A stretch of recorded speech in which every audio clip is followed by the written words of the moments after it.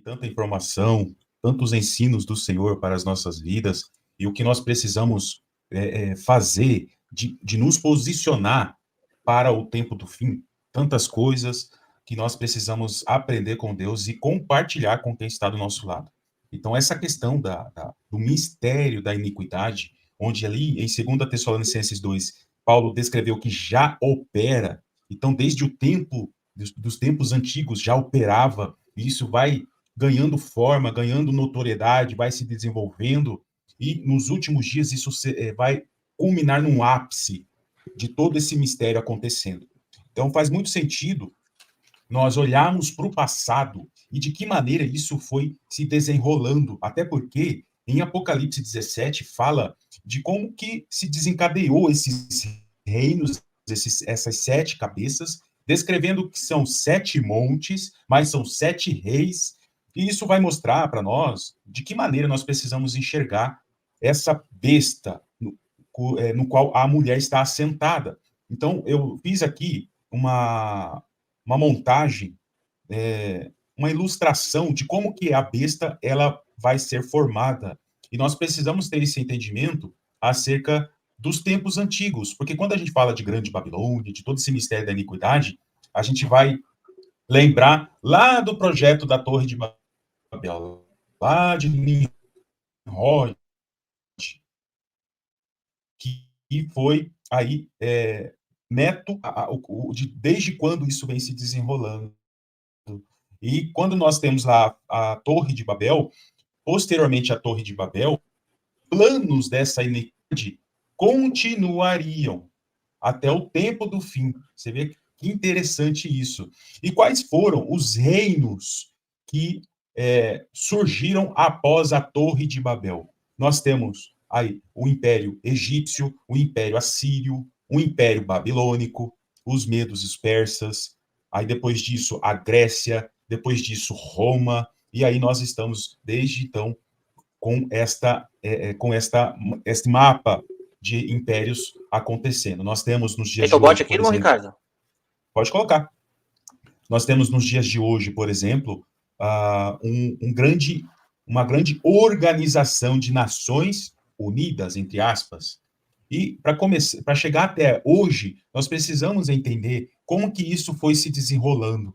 Nós temos aí neste mapa os principais impérios aí que nós temos de acordo com as escrituras. Nós temos o primeiro império, aí o Egito, depois a Síria, depois Babilônia, depois Medo-Persa, e aí nós temos a Grécia.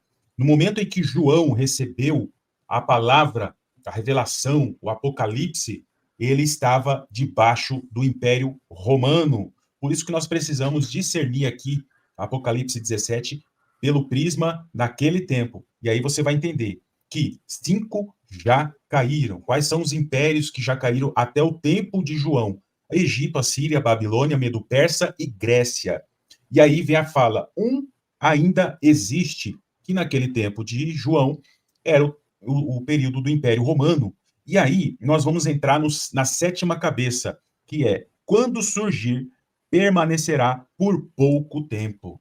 E aí nós precisamos entender que essa 7ª cabeça, que é o 7º império, que há de surgir, está para surgir, nós vamos associar com os 10 reis da aliança, que é feita no início da última semana de Daniel. Porque lá em Daniel, no capítulo 9, diz que ele, o anticristo, fará acordo com muitos por uma semana, 7 anos. Então, está associado com o início da última semana aí, este império formado dos 10 chifres. E aí vai falar do oitavo rei, que diz assim, ó, a besta que era e agora não é o 8º rei, e é um dos 7.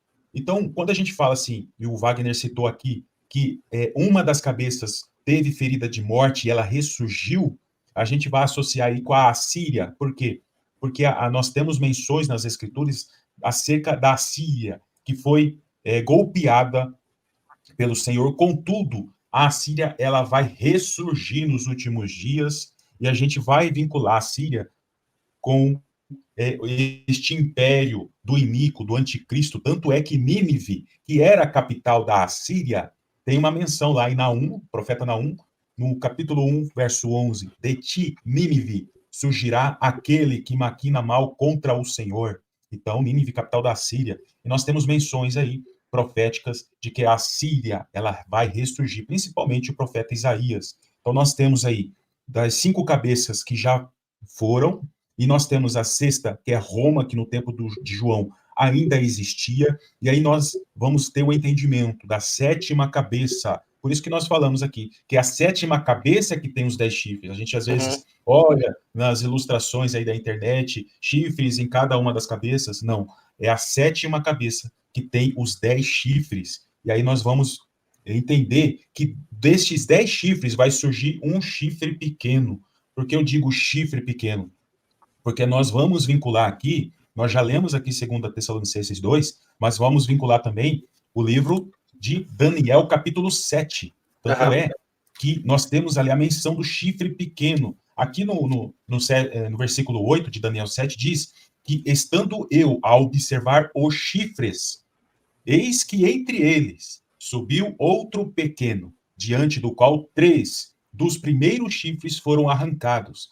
Então, nós temos aí que houve uma certa resistência dentre esses 10, 3 tiveram uma certa resistência de elevar o chifre pequeno, mas eles foram sobrepujados, eles foram arrancados, eles foram colocados abaixo. E eis que neste chifre havia olhos, como os de homem, e uma boca que falava com insolência, ou seja, blasfêmia contra o Senhor. E mais à frente, aqui na interpretação da visão de Daniel, no verso 19, diz que quando ele olhava, ele tinha muito desejo de conhecer acerca deste animal que tinha os 10 chifres e que saía o chifre pequeno. E aí no verso 20 diz assim, ó, eu queria entender a respeito dos 10 chifres que tinha na cabeça e do outro que subiu, qual seja o chifre pequeno, no qual caíram 3 chifres, que tinha olhos e falava com insolência e parecia mais robusto do que os seus companheiros. Eu olhava e eis que este chifre fazia guerra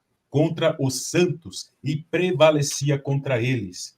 E aí diz assim no verso 24, os 10 chifres correspondem a 10 reis, que se levantarão daquele mesmo reino, e depois dele se levantará outro, o qual será diferente dos primeiros, e abaterá a 3 reis, proferirá palavras contra o Altíssimo, perseguirá os santos, cuidará de mudar os tempos, as estações, o calendário, a lei, as solenidades bíblicas, e os santos lhes serão entregues nas mãos por um tempo, tempos e metade de um tempo. Que período que é esse?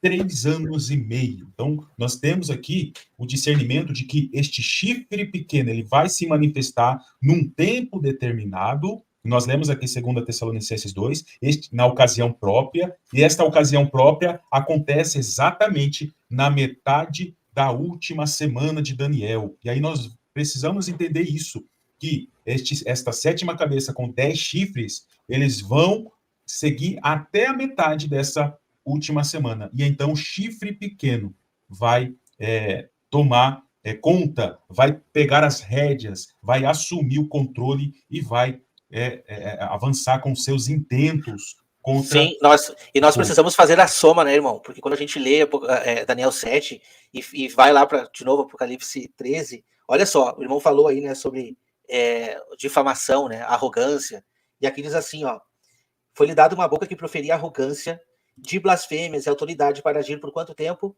Por 42 meses. Você que nunca ficou familiarizado com esses tempos cronológicos, traduz aí quanto tempo é 42 meses. Exatamente um tempo, 2 tempos e metade de um tempo. Ou 1.260 dias. Né? Então, quer dizer, Deus ele usa comparações, certo tipo de medida diferente para que você entenda que o resultado é o mesmo. Ele está simplesmente mostrando assim, olha, tá vendo o personagem? É o mesmo. Já foi descrito lá em Daniel. Agora olha o que está acontecendo aqui. Então, nós vemos todas as comparações e a Bíblia é feita para que nós possamos comparar capítulos e versículos com outros versículos. E ambos os textos, tanto este de Daniel 7 que o irmão Ricardo trouxe, quanto Apocalipse 13, só tem uma forma deste personagem ser aniquilado. É com o sopro da vinda do Senhor. Exatamente. E você vê que como que vai juntando as peças e o quebra-cabeça vai ganhando forma, vai ganhando volume, vai ganhando a imagem de todo este plano, né, que já estavam nos profetas vai ganhando notoriedade, nós vamos entendendo como que isso vai se desenrolar, principalmente aí na última metade da semana. E quando nós pegamos Daniel 7, o Wagner citou aí Apocalipse 13, nós vamos entender o Apocalipse 17, que diz Exato. aqui que os 10 chifres que viste são 10 reis, que conforme mencionado em Daniel, os quais ainda não receberam o reino, mas recebem autoridade como reis, com a besta, durante 1 hora. E quando a gente olha aqui 1 hora, a gente vai entender que é um tempo, um momento, até porque hora aqui não é somente 1 hora de um ciclo de 24 horas. Aqui diz também por um período, por um tempo definido, por um momento, por uma estação. Ou seja, um pouco de tempo, como descreveu Paulo lá em 2 Tessalonicenses 2, por um tempo. Então, nós precisamos ter esse discernimento e aí nós vamos conseguir encaixar as peças. Qual é o momento, o tempo determinado que o iníquo ele se manifesta? A gente vê aí pela junção das profecias que é exatamente aí na metade da última semana. É isso aí.